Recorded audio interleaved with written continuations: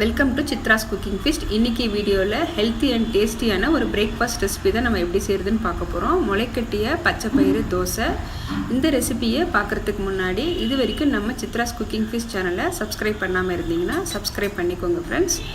இப்போ வாங்க crispy and டேஸ்டியான தோசை எப்படி செய்கிறதுன்னு நம்ம வீடியோக்குள்ளே போய் பார்க்கலாம். பச்சை பயிறு தோசை செய்கிறதுக்கு ஒரு கப்பு மெஷர்மெண்ட் எடுத்திருக்கேன். எல்லாமே ஒரே அளவாக எடுத்திருக்கேன். நீங்கள் டம்ளரில் கூட மெஷர் பண்ணிக்கலாம். பிகினர்ஸுக்கு கொஞ்சம் ஈஸியாக இருக்கும்னு இந்த மாதிரி நான் ஒரு கப்பில் எடுத்திருக்கேன். பச்சை பயிரில் பார்த்திங்கன்னா நிறைய நியூட்ரியன்ட்ஸ் இருக்குது. அதுவும் நமக்கு முளைக்கட்டி வச்சு நம்ம அதை யூஸ் பண்ணும்போது இன்னும் நமக்கு டபுள் மடங்கு பெனிஃபிட்ஸ் இருக்குது.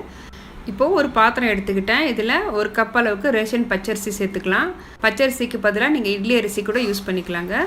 பச்சரிசி நம்ம இந்த அளவுக்கு எடுக்கும்போது நமக்கு இட்லியுமே பார்த்திங்கன்னா ரொம்பவே சாஃப்டாக நல்லா வரும். ஆனால் நான் இன்றைக்கி உங்களுக்கு தோசை தான் செய்து காட்ட போகிறேன்.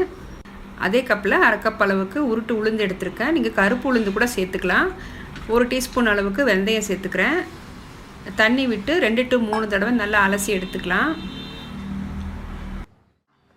இப்போ நல்லா வாஷ் பண்ணி எடுத்தாச்சு. அரிசியில் நல்ல தண்ணி சேர்த்துட்டு ஒரு 4 மணி நேரம் ஊற வச்சுக்கலாங்க.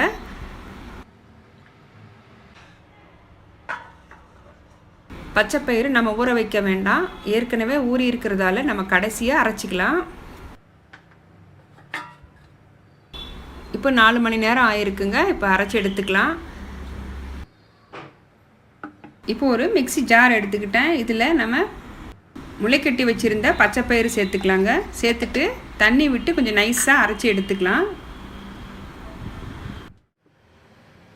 இந்த அளவுக்கு அரைச்சி எடுத்துக்கோங்க. அரைச்சதை இப்போ ஒரு பாத்திரத்தில் சேர்த்துக்கிறேன். அடுத்தது நம்ம அரிசி அரைச்சிக்கலாம். நீங்கள் கிரைண்டரில் கூட அரைச்சிக்கலாங்க. அரிசியை நான் 2 ட்ரிப்பாக அரைச்சி எடுத்துக்கிறேன்.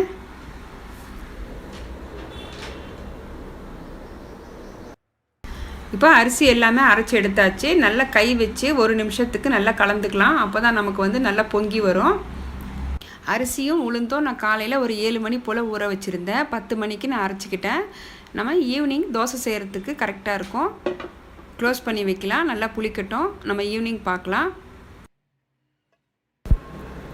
மாவு பாருங்கள் எந்த அளவுக்கு சூப்பராக நமக்கு பொங்கி வந்திருக்கு. கரண்டில் எடுக்கும்போது நமக்கு வெயிட்லெஸ்ஸாக இருக்குது பாருங்கள்.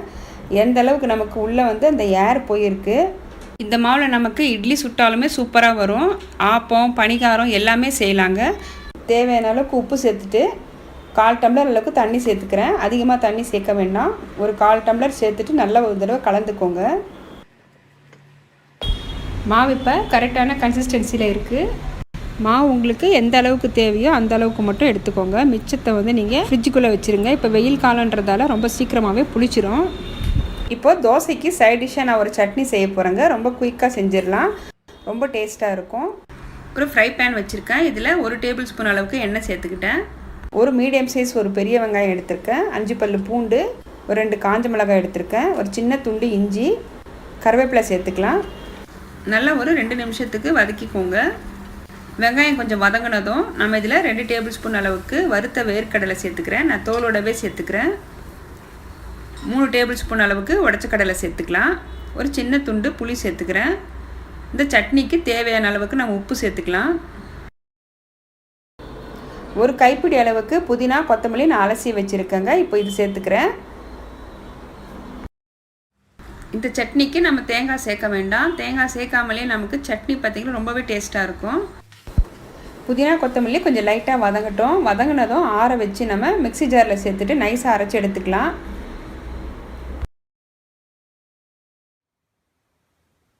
சட்னி இப்போ அரைச்சி எடுத்தாச்சு. அரைச்சதை ஒரு பவுலில் சேர்த்துக்கலாம். இதுக்கு ஒரு தாளிப்பும் ஒன்று கொடுத்துடலாம்.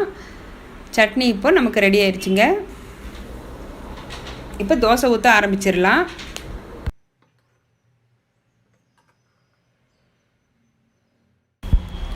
இப்போது ஒரு தோசை கல் வச்சுருக்கேன். கல் சூடானதும் லைட்டாக தண்ணி தெளிச்சிட்டு தொடச்சிட்டு நம்ம தோசை ஊற்ற ஆரம்பிச்சிடலாம்.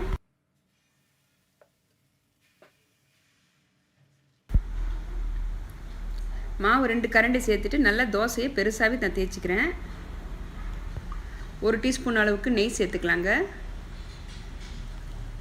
எப்போவும் ஒரே மாதிரியான தோசை செய்யாமல் இது போல் நீங்கள் பச்சைப்பயிறு, அதுவும் முளைக்கட்டிய பச்சைப்பயிறு வச்சு நீங்கள் செஞ்சு பாருங்கள். டேஸ்ட்டும் நல்லாயிருக்கும், உடம்புக்கு ரொம்பவே ஹெல்த்தி. நல்லா மொறு மொறுன்னு வந்திருக்கு பாருங்கள் தோசை. இதே போல் நான் உங்களுக்கு இன்னொரு தோசையும் ஊற்றி காட்டுறேன் பாருங்கள்.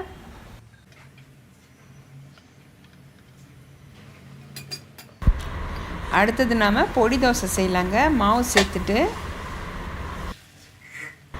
குட்டி குட்டியாக வெங்காயம் ஒன்று கட் பண்ணி வச்சுருக்கேன். இப்போ இது சேர்த்துக்கிறேன். வெங்காயம் சேர்த்துட்டு நம்ம வீட்டில் அரைச்ச இட்லி பொடி சேர்த்துக்கலாங்க.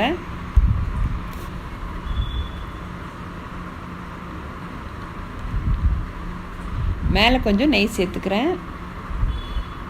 நீங்கள் இதில் கேரட் துருவல் கூட சேர்த்துக்கலாம். இப்போது சூப்பராக மொறுமொறுன்னு பொடி தோசையும் நம்ம ரெடி பண்ணியாச்சு. நம்ம சேனலில் நிறைய ஹெல்த்தி பிரேக்ஃபாஸ்ட் ரெசிபி நான் செய்து காட்டியிருக்கேன். வெண்பூசணிக்காய் வச்சு பஞ்சு போல் இட்லியும் சாஃப்டான தோசையும் எப்படி செய்கிறதுன்னு செய்து காட்டியிருக்கேன். அப்புறம் சோளம் இட்லியும் தோசையும் செய்து காட்டியிருக்கேன். ரொம்ப சூப்பராக வந்திருக்கு. நீங்கள் அதே போல் செய்து பாருங்கள். இந்த வீடியோ உங்களுக்கு பிடிச்சிருந்ததுன்னா வீடியோவுக்கு லைக் பண்ணுங்கள், ஷேர் பண்ணுங்கள், கமெண்ட் பண்ணுங்கள். நம்ம சித்ராஸ் குக்கிங் ஃபிஷ் சேனலுக்கு ஃபஸ்ட் டைம் வரீங்கன்னா சேனலுக்கு சப்ஸ்கிரைப் பண்ணி சப்போர்ட் பண்ணுங்கள். தேங்க்யூ ஃபார் வாட்சிங்.